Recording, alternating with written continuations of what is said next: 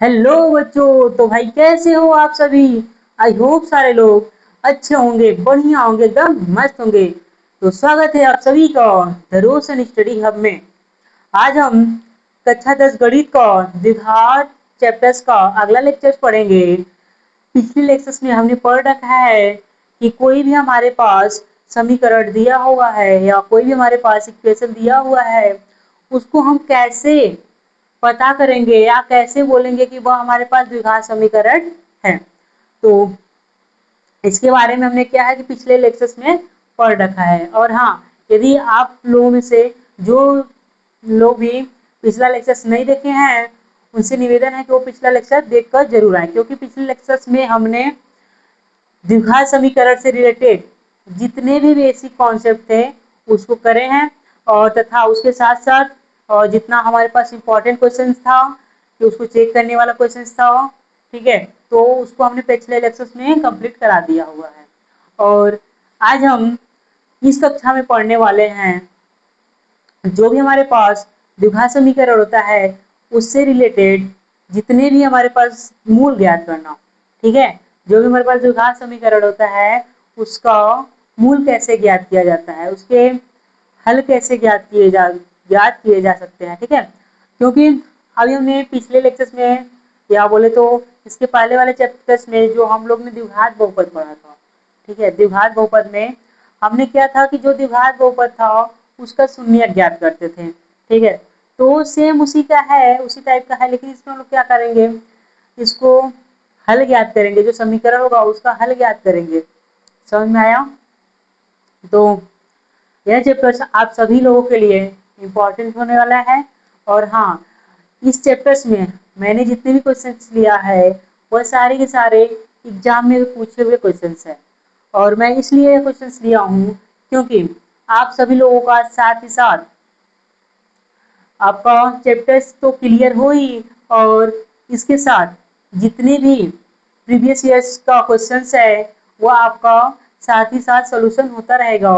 तो इससे आपको यह फायदा होगा कि जो भी एग्जाम में क्वेश्चन आया हुआ है उससे आप सॉल्व कर ले रहे हैं अभी, तो बाद में जो भी पेपर सॉल्यूशन होगा आप लोग को उसमें बहुत ही बेनिफिट या फायदा मिलने वाले हैं।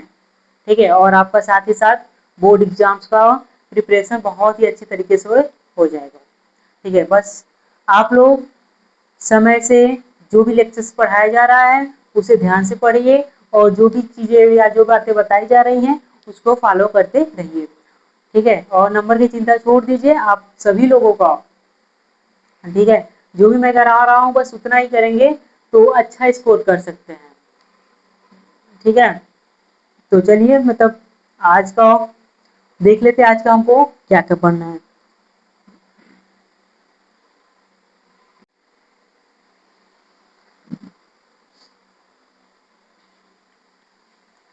तो चलिए बिना समय बर्बाद किए शुरू करते हैं आज का टॉपिक।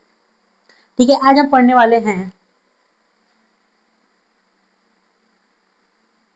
द्विघात समीकरण के मूल। आज हम पढ़ेंगे द्विघात समीकरण के मूल, कि इसके मूल क्या होते हैं। जैसे हमारे पास मान लीजिए इक्वेशन 2x² प्लस का 3x है -5 इक्वल 0, -5 इक्वल 0, यह हमारे पास एक द्विघात समीकरण है।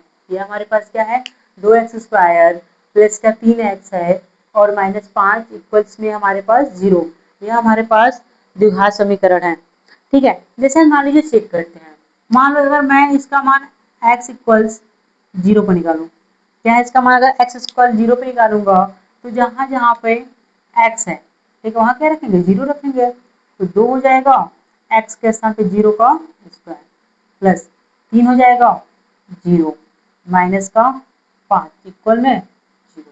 यहाँ पे देख रहे हैं यदि 0 का 0 हो जाएगा तो ये भी 0 हो जाएगा, फिर प्लस ये भी 0 हो जाएगा, माइनस का 5 इक्वल में हमारे पास आया 0। ठीक है, इधर बचा -5, इधर आया 0। हम देख रहे हैं कि जो हमारे पास LHS है नॉट इक्वल्स क्या है, RHS है। ठीक है, नॉट इक्वल्स RHS है। मतलब कि हम यह कह सकते हैं कि जो हम x का मान जो 0 है, जो यह 0 है, जो इस द्विघात समीकरण का मूल क्या है, नहीं होगा। द्विघात समीकरण का मूल क्या होगा, नहीं होगा, क्योंकि यदि हम x का कोई भी वैल्यू पुट करेंगे, यदि उसका LHS तथा RHS जो है यदि बराबर आ जा रहा है, तो हम कह सकते हैं कि वह जो संख्या या जो मान होगा वह द्विघात समीकरण का क्या होगा, मूल होगा। ठीक है, जैसे अगर मैं यहाँ पे अगर हम ये x इक्वल 1 पे देखें, इसी चीज को x इक्वल 1 पे देखें, अगर हम x इक्वल 1 पे देखते हैं, यही चीज हो जाएगा हमारे पास 2, x के स्थान पर 1 रखेंगे तो 1 का स्क्वायर हो जाएगा, प्लस का हो जाएगा 3 और 1 हो जाएगा, माइनस का 5 और इक्वल में क्या हो जाएगा, 0 हो जाएगा। ठीक है, तो यहाँ पे 2 हो जाएगा, 1 का स्क्वायर 1 प्लस 3 का गुणा इक्वल 3 माइनस का 5 इक्वल 0। यहाँ पे हो गया 2 प्लस 3 माइनस 5 इक्वल्स में 0। 3 दो कितना हो गया, 5 हो गया, माइनस का 5 हो गया, इक्वल में 0। अब यहाँ पे हम देख रहे हैं तो ये 0 आया, ये भी 0 आया। यहाँ पे हमारे पास जो LHS हो जाएगा किसके, RHS के इक्वल्स आ गया। ठीक है, तो हम यह कह सकते हैं कि ये जो हमारा x है, मतलब जो x बराबर 1 आया है, यह क्या है, समीकरण का मूल है, समीकरण का मूल है या तो हल है। समझ में आया कि समीकरण का मूल हो या तो हल, मतलब कि हम साफ मतलब यह कहना चाह रहे हैं कि यदि हमारे पास कोई भी द्विघात समीकरण है, कोई भी द्विघात समीकरण है, ठीक है, चाहे वो y की वैल्यू में हो या x में हो, चाहे जिसमें हो, चाहे जिस चर के में हो, यदि उस चर का मान रखने पे, जैसे जो भी x का मान अभी हम यहाँ पे 1 रखे हैं, यदि और भी समीकरण में 2 है, 3 है, 4 है, यदि मैं रखता हूँ और उसका जो LHS और RHS यदि बराबर आ गया, ठीक है, जिस मान के लिए बराबर आएगा तो वह मान जो भी होगा वह द्विघात समीकरण का मूल होगा। ठीक है, यदि दोनों बराबर नहीं आते हैं तो वह मान जो होगा समीकरण का मूल नहीं होगा। समझ में आया? ठीक है, तो यहाँ पे हमारे पास होते हैं जो द्विघात समीकरण के मूल, ठीक है, द्विघात समीकरण के मूल, इसको या मूल बोले या तो फिर हल बोले, मूल बोले या फिर क्या बोले, इसको हल बोल सकते हैं। ठीक है, और इसे ज्ञात करने की विधियां, ठीक है, विधियां तो कितनी विधियां हैं, तो पहला विधि हमारे पास है गुणनखंड विधि। कौन सा विधि है, पहला हमारे पास है गुणनखंड विधि है। ठीक है, पहला चीज हमारे पास ये है द्विघात समीकरण के मूल। ठीक है, कितनी विधियां हैं हमारे पास, 3 विधियां हैं। कितनी विधियां हैं, 3। पहला तो है गुणनखंड विधि, ठीक है, दूसरा हमारे पास है पूर्ण वर्ग विधि, दूसरा हमारे पास है पूर्ण वर्ग विधि। ठीक है, और इसी तरह तीसरा हमारे पास है, तीसरा है द्विघात सूत्र, द्विघात सूत्र। ठीक है, या तो हम इसे बोलते हैं श्रीधराचार्य का नियम, श्रीधराचार्य श्रीधराचार्य जी का नियम। ठीक है, ठीक है, और जो इसका वैल्यू जो श्रीधराचार्य जी का होता है x इक्वल्स होता है माइनस का b प्लस माइनस का अंडर रूट में b स्क्वायर माइनस 4ac होता है, और अपॉन में होता है 2a, ये चीज होता है। ठीक है, तीसरा।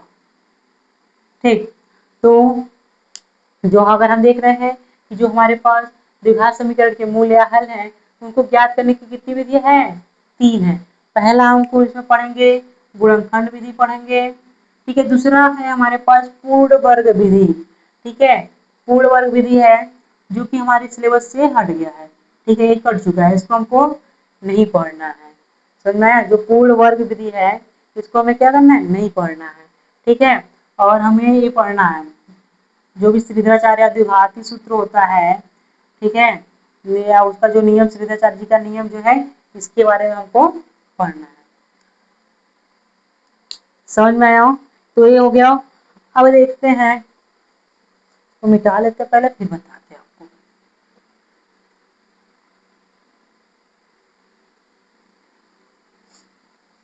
अगर अब यहाँ पे देखते हैं कि गुणनखंड विधि, पहला हम पढ़ेंगे इसमें से गुणनखंड विधि। क्या पढ़ेंगे? गुणनखंड गुणनखंड विधि। गुणनखंड विधि, ठीक है। गुणनखंड विधि क्या होता है? जैसे अगर हम बोले हमारे पास p of x equal a x square plus का बी एक्स प्लस सी, ठीक है, a x square plus b x plus c, ये हमारे पास क्या है? अगर मैं बोलूँ तो क्या हमारे पास? बहुपद। क्या है? बहुपद, ठीक है। A x square plus b x plus c क्या है? एक बहुपद है, ठीक है। क्या है? एक बहुपद है, ठीक है। अच्छा, ये बहुपद है तो इसके लिए हम लोग बहुपद का क्या निकालते थे? शून्य। क्या निकालते थे? शून्य। क्या निकालते थे? शून्य, ठीक है, पीछे हमने पढ़ रखा है। बहुपद का क्या निकालते थे? शून्य निकालते थे, ठीक है। यदि मैं जैसे p ऑफ x इक्वल्स 0 कर दिया, अगर हमारे पास जो हो जाएगा a x square plus b x plus c equals 0, ठीक है, ये हमारे पास क्या हो गया? द्विघात समीकरण हो गया। क्या हो गया? ये हमारे पास जो होगा द्विघात समीकरण होगा। क्या होगा? द्विघात समीकरण होगा, ठीक। अब इसका क्या निकलता है? उसका क्या शून्य, तो इसका क्या निकलता है? बताओ। मूल। इसका हम क्या ज्ञात करेंगे?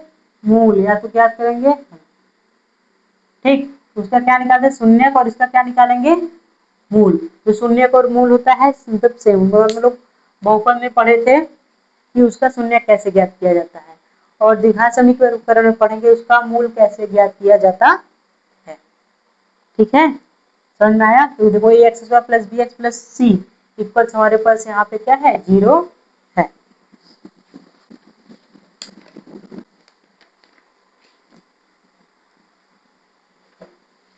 ठीक है। तो समझ में आया? तो आगे इसके क्वेश्चंस देखते हैं।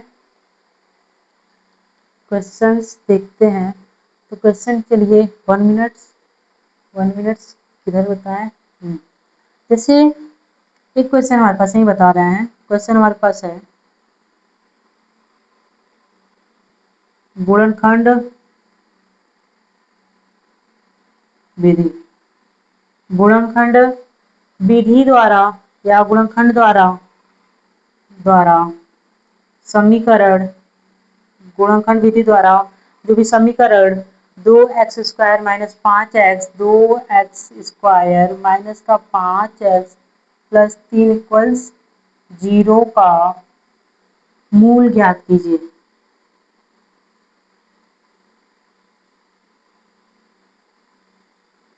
मूल ज्ञात कीजिए, सिंपल सा है, ठीक है। तो हमारे पास जो समीकरण दे रखा है क्या है? 2x स्क्वायर माइनस का 5x प्लस का 3 बराबर का 0। इसका हम क्या करेंगे? गुणनखंड करेंगे। तो जो इसका गुणांक है एक्स स्क्वायर का, जो भी गुणांक है उसका मल्टीप्लाई कर लेते 3 में, तो क्या आएगा हमारे पास? 6 आएगा। अब 6 का ऐसा दो खंड करना है कि जोड़ने घटाने पर 5 आना चाहिए, -5 गुणा करने पे क्या आना चाहिए? 6 आना चाहिए। अगर हम यहाँ देखें तो 2 और 3, 2 और 3, ठीक है। अगर मैंने 2 और 3 को जोड़ा तो 5 आया, और 2 तिहाई का 6, ठीक। तो यहाँ पे हमारे पास हो जाएगा 2x स्क्वायर माइनस का 3x और माइनस का 2x और प्लस का 3 इक्वल में 0, ठीक है। अब यहाँ देख रहे हैं ना, इसका गुणा के 6 हो गया, ठीक है। 6 का 2 गुण करेंगे तो 3 और 2 आएगा, 3 दूना 6, और 3 और 2 को जोड़ेंगे तो -5 मिल जाएगा। समझ में आया? अब क्या करेंगे कि 2x स्क्वायर माइनस ये जो 3 है, 3x है, उसको एक साथ ले लेंगे, माइनस है तो माइनस, 2x प्लस 3 को एक साथ ले लेंगे, इक्वल में हमारे पास क्या हो जाएगा, 0 हो जाएगा। ठीक, अब क्या करना है, यहाँ से कुछ कॉमन है तो x कॉमन है, x बाहर निकालेंगे तो बचेगा क्या, 2 इधर बचेगा और माइनस का, तो ये 2x बचेगा, इधर का माइनस का 3।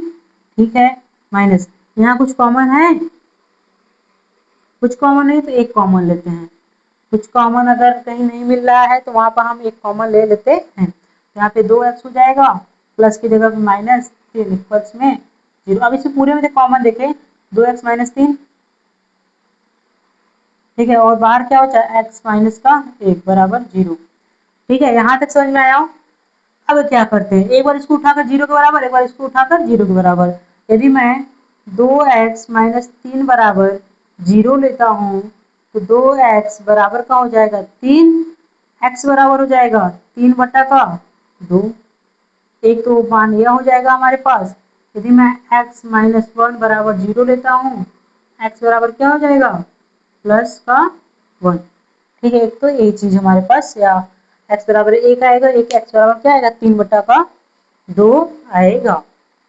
ठीक है, तो इस तरीके से हम निकालते हैं गुणनखंड का करके, जो भी समीकरण हमारे पास है उसका हल ज्ञात करते हैं।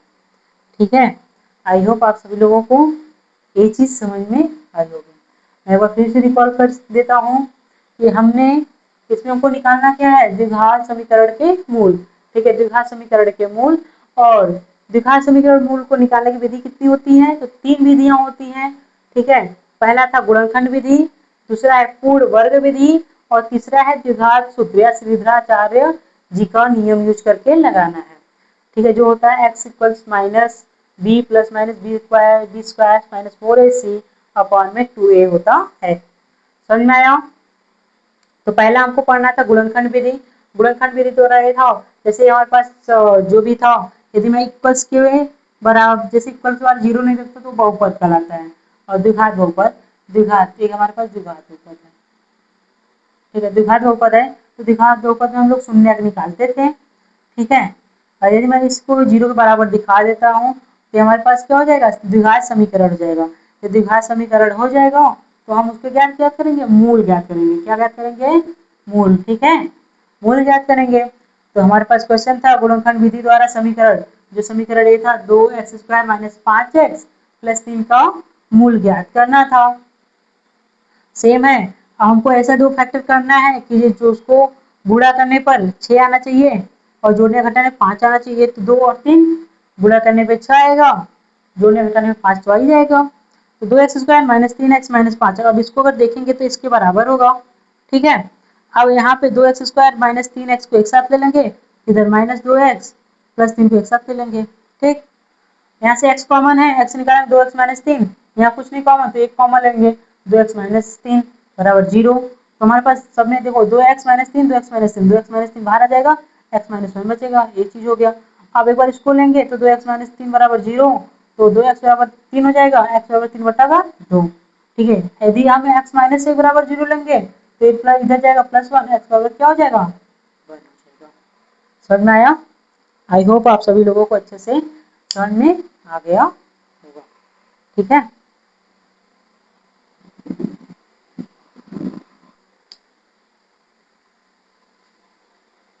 अगला क्वेश्चन हमारे पास है। ठीक है, हमको गुणनखंड विधि से ही निकालना है, मूल ज्ञात करना है, और क्वेश्चन हमारे पास है 6x² माइनस x माइनस 2 बराबर का 0। ठीक है, 6x² माइनस x माइनस 2 बराबर 0 के मूल ज्ञात कीजिए,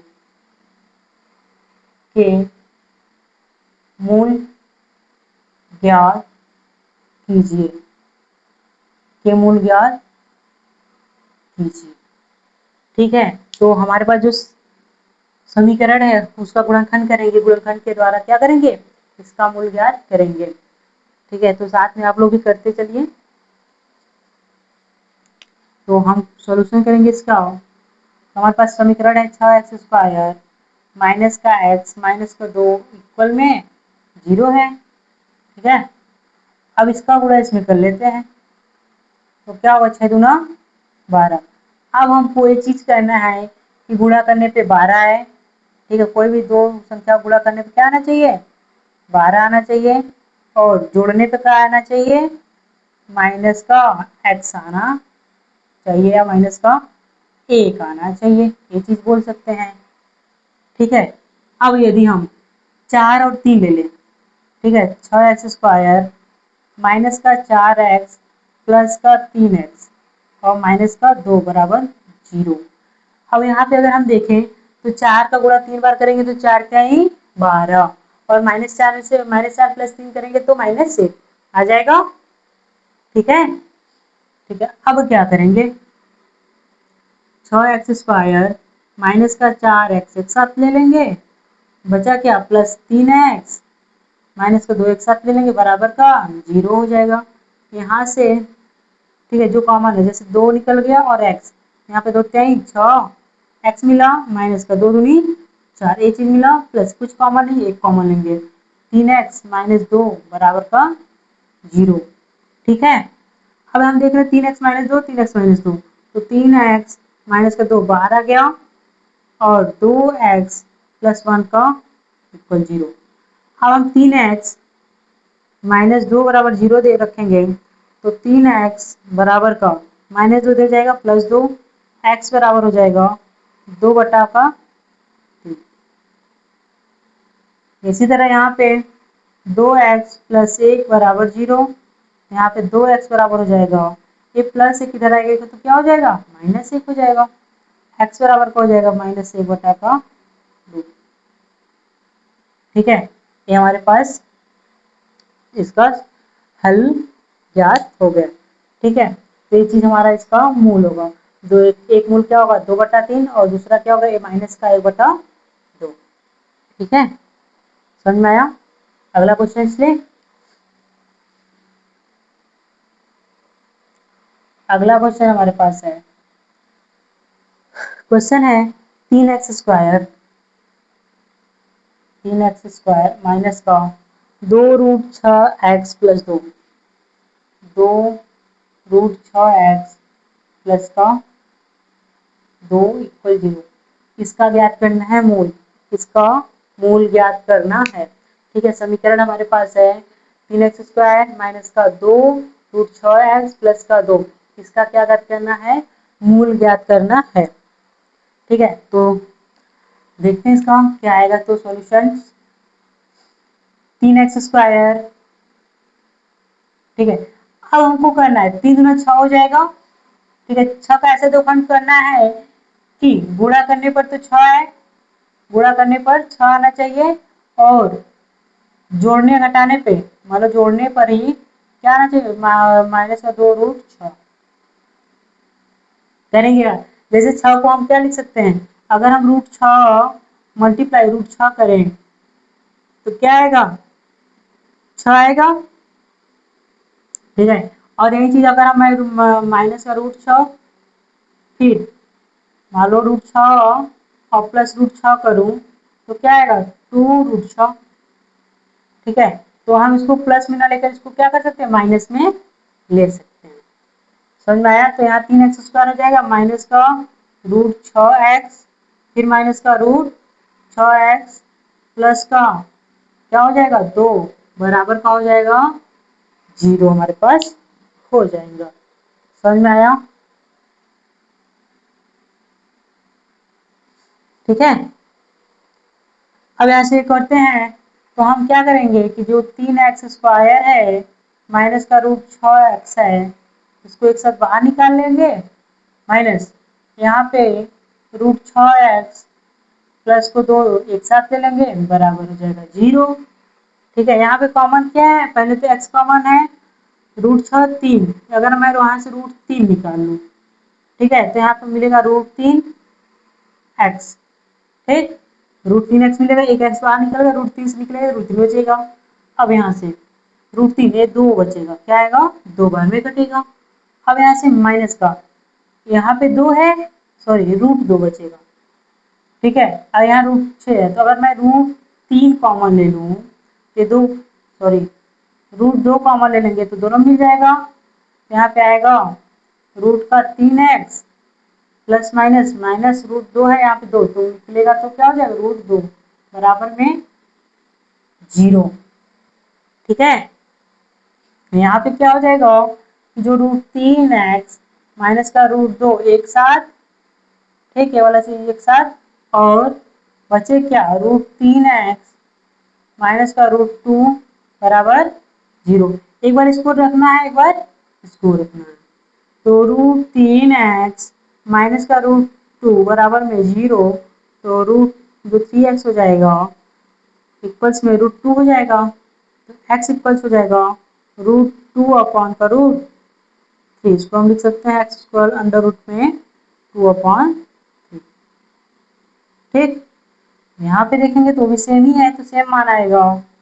ठीक, 0 हो जाएगा, 3x बराबर इधर जाएगा प्लस हो जाएगा रूट 2, यहाँ से x बराबर हो जाएगा अंडर रूट में 2 बटा।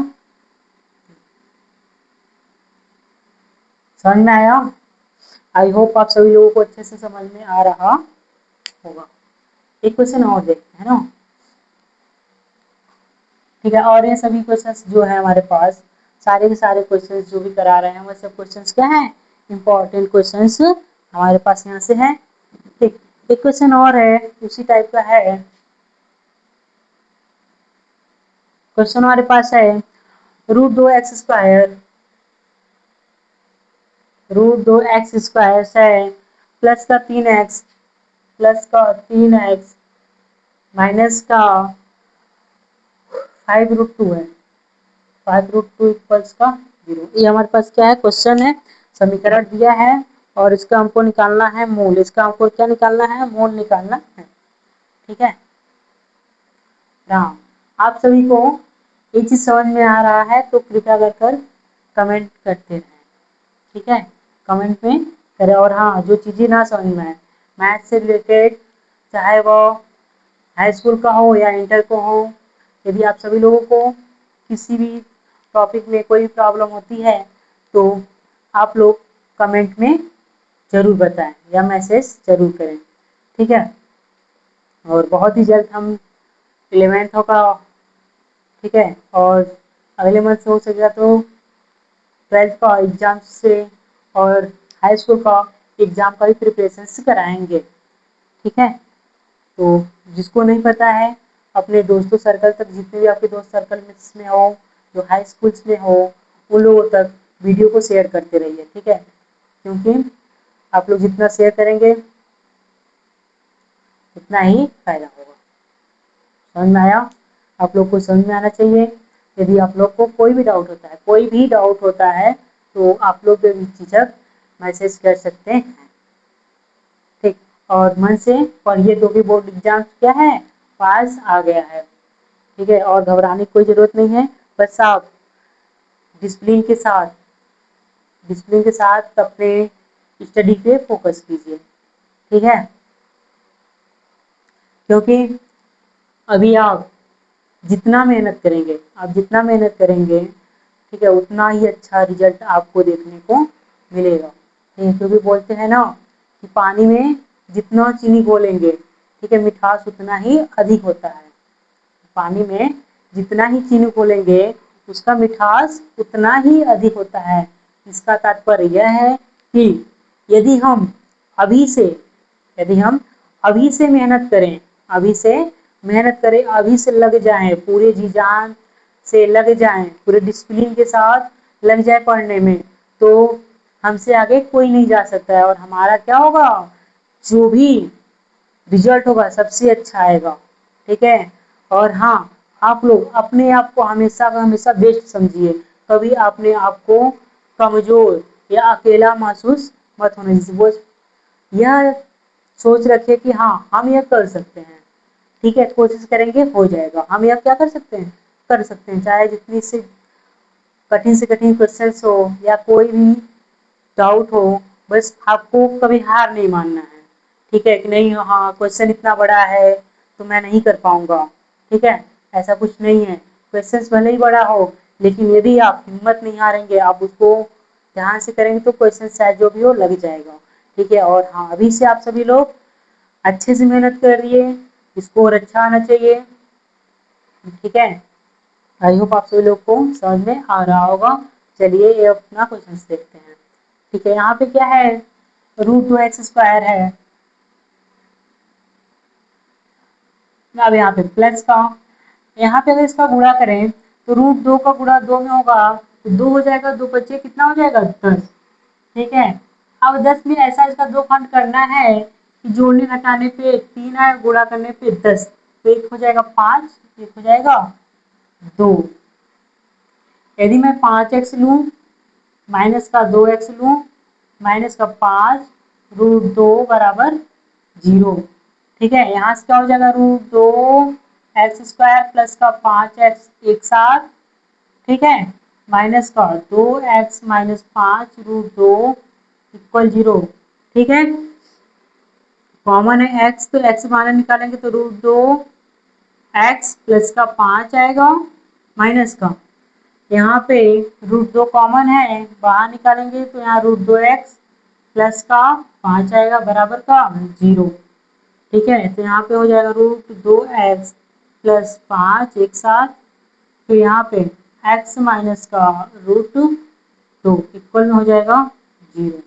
यहाँ से √2x प्लस 5 इक्वल्स +5 इक्वल 0 रखेंगे तो √2x बराबर आएगा -5। ठीक है, और x बराबर आ जाएगा -5/√2।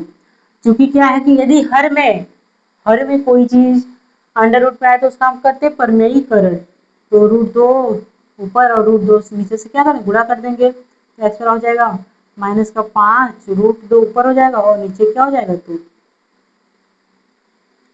यदि मैं यहाँ से x माइनस √2 बराबर 0 रखूँ, x बराबर आ जाएगा, इधर जाएगा प्लस में हो जाएगा। ठीक है, ये हमारे पास क्या है, आंसर ये है। ठीक, समझ में आया कि गुणनखंड का यूज करके, ठीक है, द्विघात समीकरण का मूल कैसे ज्ञात करते, तो ये हमारे पास है गुणनखंड विधि यूज करके द्विघात समीकरण का मूल ज्ञात करना। समझ में आया। ठीक है, फिर आगे लिखते हैं।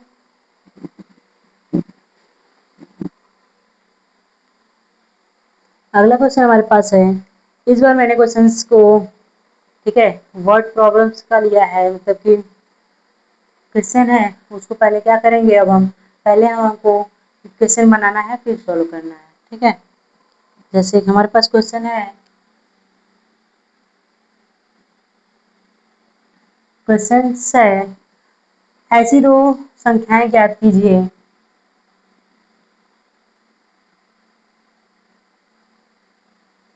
ऐसी दो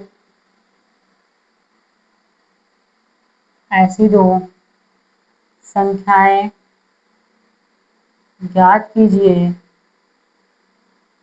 ऐसी दो संख्याएं ज्ञात कीजिए जिनका योग 27 हो,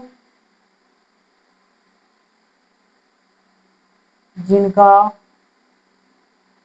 योग 27 हो।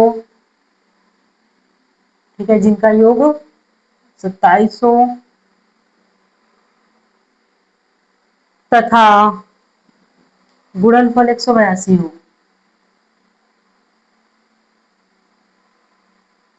गुणनफल 182।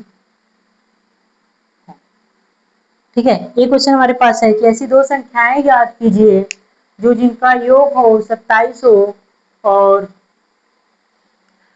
उनका गुणनफल क्या हो 182 हो। ठीक है, इस टाइप के क्वेश्चन है। तो पहले हमको क्या करना है, इसमें पहले हम द्विघात समीकरण बनाएंगे और फिर इसको सॉल्व करेंगे। ठीक है, तो इसमें हम दो तरीके से मार्क लगा सकते हैं, लेकिन जो हम इसमें मानते हैं वैसा हम क्वेश्चन इसको बता रहे हैं। ठीक है, पहले से मानेंगे, दो संख्या है ना, मान लिए, माना पहली संख्या, माना पहली संख्या एक्स। ठीक है, क्या किया हम लोग, पहली संख्या मान ली है कि एक्स है। अच्छा ये बताओ, दो संख्याओं का योग कितना है, 27 है।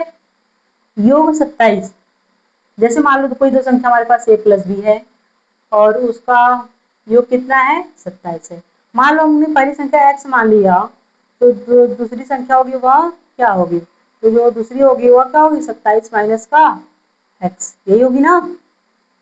ठीक है, ये चीज होगी कि हमने पहली संख्या x मान लिया, तो दूसरी संख्या जो है, जो पूरी संख्या होगा उसमें से घटा देंगे तो दूसरी संख्या निकल जाएगा। समझ में आया, तो उसको इसी तरह करेंगे। यदि मान लिया पहली संख्या x है, तो जो दूसरी संख्या हो जाएगी, दूसरी संख्या हमारे पास हो जाएगी, वो हो जाएगा 27 माइनस का।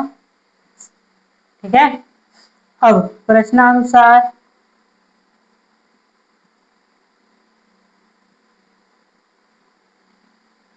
गुणनफल, मतलब पहली संख्या गुणे दूसरी संख्या बराबर था 182 के, गुणा करो तो 27x माइनस का x का स्क्वायर बराबर का 182। सबको क्या करेंगे, इस तरफ लेकर जाएंगे तो एक्स स्क्वायर प्लस हो जाएगा, माइनस का 27x हो जाएगा, प्लस का 182 रहेगा, बराबर का 0। ठीक है, यहाँ पे करेंगे एक्स स्क्वायर माइनस 27, मतलब इसको 182 के साथ दो खंड करो कि जोड़ने घटाने पर 27 आना चाहिए, तो एक हमारे पास हो जाएगा 13, एक क्या हो जाएगा 14। ठीक है, 14 42 तो 18। ठीक है, ठीक है, 13 और 14 को गुणा करेंगे तो 182 आएगा और जोड़ेंगे तो 27 आएगा, तो माइनस 13x और माइनस का 14x प्लस का 182 बराबर 0।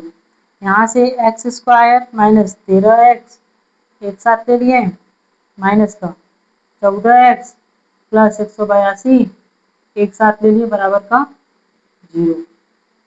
ठीक है, यहाँ से अगर हम x कॉमन लेते हैं, x माइनस 13 आएगा। ठीक है, माइनस का 14, माइनस अगर हम 14 कॉमन लिए, x प्लस माइनस माइनस 13 बराबर का 0।